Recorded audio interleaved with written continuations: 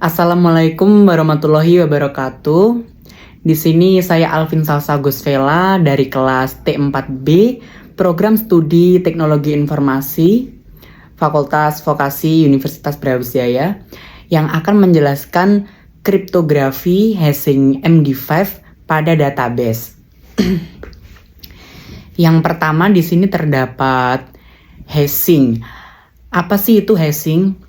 Hashing adalah merupakan proses mengubah data seperti teks, file, atau informasi lainnya yang menjadi string dengan panjang tetap menggunakan algoritma matematis tertentu. Dan hasil dari proses ini disebut hash value atau digest. Hashing umumnya digunakan dalam berbagai aplikasi kriptografi dan keamanan data untuk memverifikasi integritas data dan menyimpan password secara aman. Setelah itu ada karakteristik konsep hashing. Yang pertama di sini ada deterministik, yaitu hashing selalu menghasilkan output yang sama untuk input yang sama.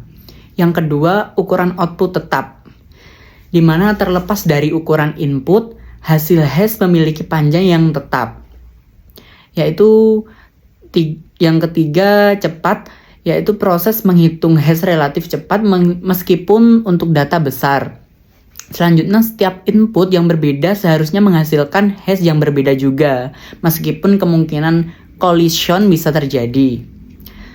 Dari nilai hash tidak bisa dikembalikan ke data asli karena sifatnya one way.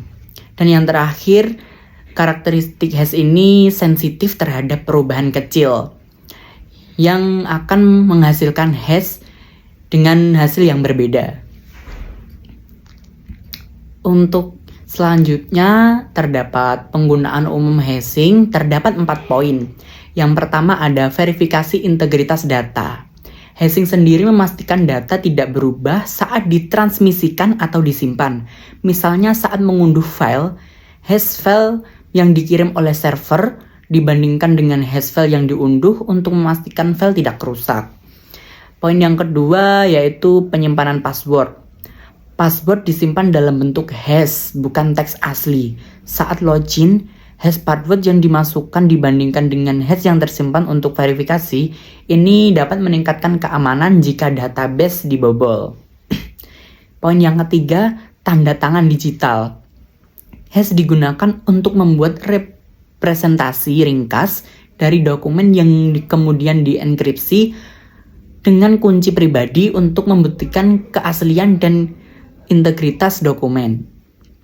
Yang terakhir ada struktur data dan algoritma. Hashing digunakan dalam hash tables untuk penyimpanan dan pencarian data yang lebih cepat dengan menggunakan nilai hash sebagai indeks. Selanjutnya kita masuk dalam MD5, yaitu Mistake Digest Algoritma 5. Yaitu salah satu algoritma hashing yang digunakan untuk menghasilkan nilai hash sepanjang 128 bit, 16 byte dari input data. MD5 pertama kali diperkenalkan oleh Ron Rivers pada tahun 1991 sebagai bagian dari keluarga algoritma hash yang lebih besar yang dirancang untuk menghasilkan checksum atau fingerprint dari data. MD5 sendiri banyak digunakan dalam aplikasi keamanan dan pengelolaan data untuk memverifikasi integritas dan keaslian data. Selanjutnya kita masuk dalam karakteristik MD5. Terdapat 4 poin. Yang pertama, panjang output MD5 ini tetap, yaitu MD5 menghasilkan output berupa nilai hash dengan panjang tetap yaitu 128 bit atau 32 karakter dalam format heksadesimal, terlepas dari panjang inputnya data. Yang kedua ada sifat deterministik, yaitu untuk setiap input yang sama, MD5 akan selalu menghasilkan output yang sama juga. Artinya jika kita melakukan hashing pada suatu input yang sama berkali-kali, hasilnya akan tetap identik. Yang ketiga, cepat dan efisien. MD5 ini dirancang untuk menghitung nilai hash dengan sangat cepat, yang membuat MD5-nya menjadi pilihan populer pada masa lalu untuk aplikasi yang membutuhkan verifikasi data yang cepat. Yang terakhir, satu arah atau one-way function. MD5 adalah fungsi satu arah, artinya setelah data dihash, hasilnya tidak akan bisa dibalik untuk mengembalikan data aslinya. Jadi dari hash MD5 tidak mungkin untuk mendapatkan kembali hasil inputan aslinya. Oke, di sini terdapat kekurangan dan kelebihan. Kita akan masuk ke kelebihan dulu. Kelebihan MD5 yang pertama tentang kecepatan. MD5 ini relatif lebih cepat dalam menghitung hash, sehingga efisien untuk aplikasi yang membutuhkan pemrosesan data dalam jumlah besar akan lebih cepat juga. Yang kedua, implementasi yang luas. Banyak sistem dan perangkat lunak yang mendukung MD5 ini, sehingga MD5 mudah digunakan dalam berbagai platform. Untuk kekurangan MD5 yaitu pada keamanan sendiri, MD5 masih rentan terhadap serangan collision di mana dua input berbeda dapat menghasilkan hash yang sama. Hal ini membuatnya tidak lagi aman untuk aplikasi yang membutuhkan integritas data yang tinggi seperti pada kriptografi. Yang kedua, kekurangannya tidak tahan terhadap serangan brute force, yaitu MD5 ini mudah diserang dengan metode brute force karena panjang hash-nya yang sangat pendek, hanya 128 bit. Untuk selanjutnya kita akan masuk ke dalam implementasi hashing MD5 dalam database. Nah, di sini saya akan masuk ke dalam web terlebih dahulu. Nah, ini adalah tampilan web yang akan saya gunakan untuk mengimplementasikan MD5 hashing. Kita di sini akan register dulu. Nah, di sini kita akan memasukkan full name. Contohnya kita masukkan nama Jenny. Username-nya kita juga memakai nama Jenny. Untuk password-nya kita memakai angka 1 sampai 5. 1, 2, 3, 4, 5. Kita ulangi, 1, 2, 3, 4, 5. Kita memakai select role user saja. Oke, kita register. Setelah register sukses, kita akan masuk ke login. Nah, di sini kita masukkan username Jenny. Kita memasukkan password yang tadi, 1, 2, 3, 4, 5. Kita langsung saja masuk. Nah, setelah kita masuk, kita akan mengecek di dalam database terlebih dahulu. Oke, kita refresh dulu. Kita pengguna. Nah, di sini sudah terdapat nama Jenny dengan username Jenny dan passwordnya di sini telah terenskripsi atau password yang sebelumnya masih plain text yang masih bisa dibaca. Di sini yang masuk ke dalam database sudah ciphertext, yang artinya dalam database ini sudah bisa sedikit mengamankan password dari user, yang karena di dalam database di sini tidak plain text melainkan langsung ciphertext. Jadi passwordnya tidak bisa dibaca oleh pihak ketiga. Nah, untuk hash sendiri di sini sudah tidak bisa dibaca oleh pihak ketiga karena di sini sifatnya udah ciphertext yang dimana hanya kode-kode seperti ini yang tidak bisa dibaca oleh pihak ketiga.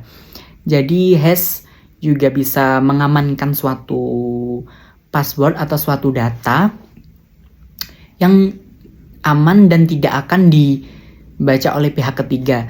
Dan hash sendiri di database di sini bersifat encrypt, yang dimana tidak bisa di-decrypt lagi atau tidak bisa dikembalikan dari ciphertext kembali ke plain text. Oke. Selanjutnya di sini terdapat cara memitigasi serangan terhadap konsep hashing MD5. Yang pertama dengan cara menggunakan salt. yaitu salt adalah nilai acak yang ditambahkan ke password sebelum dihitung hash-nya. Ini membuat setiap hash unik meskipun dua pengguna memiliki password yang sama, bisa mencegah serangan rainbow table. Misalnya dengan menggunakan salt dengan MD5 akan membuat lebih sulit untuk menebak atau memecahkan hash.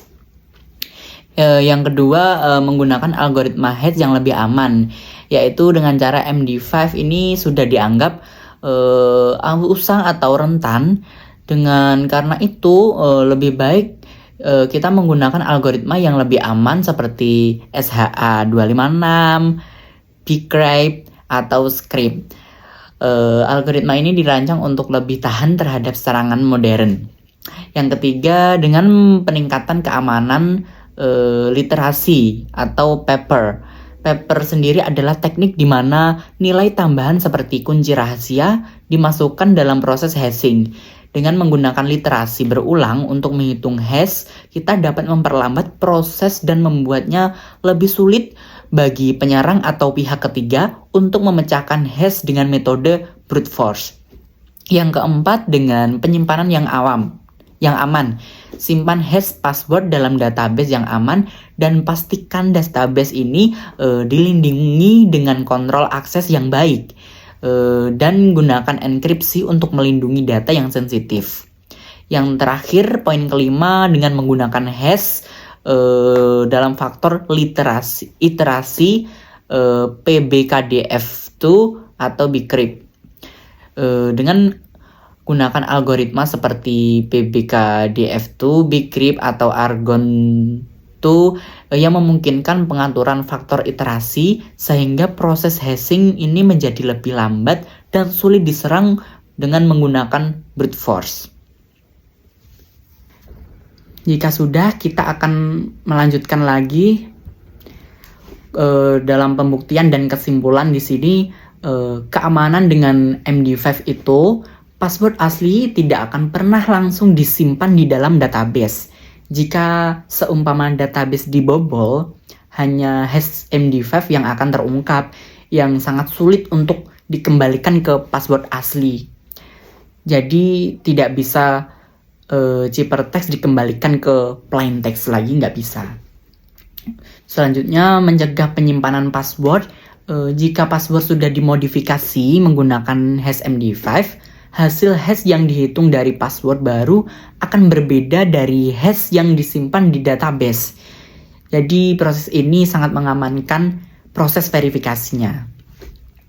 Untuk kesimpulannya di sini, MD5 adalah algoritma hashing yang cepat dan efisien, tetapi masih memiliki kelemahan keamanan karena rentan terhadap serangan collision dan brute force. Ya, meskipun hasil hash MD5 sulit dikembalikan ke data asli, algoritma ini tidak lagi direkomendasikan untuk aplikasi yang membutuhkan keamanan tinggi, seperti penyimpanan password.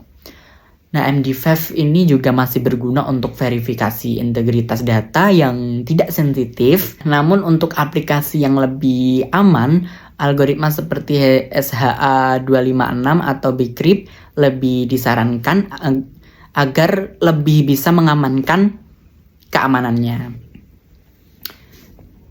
Oke, sekian dari penjelasan saya. Jika ada kekurangan, jika ada salah kata, mohon dimaafkan. Terima kasih Bapak Johan Erika selaku dosen pengampu. Terima kasih. Wassalamualaikum warahmatullahi wabarakatuh.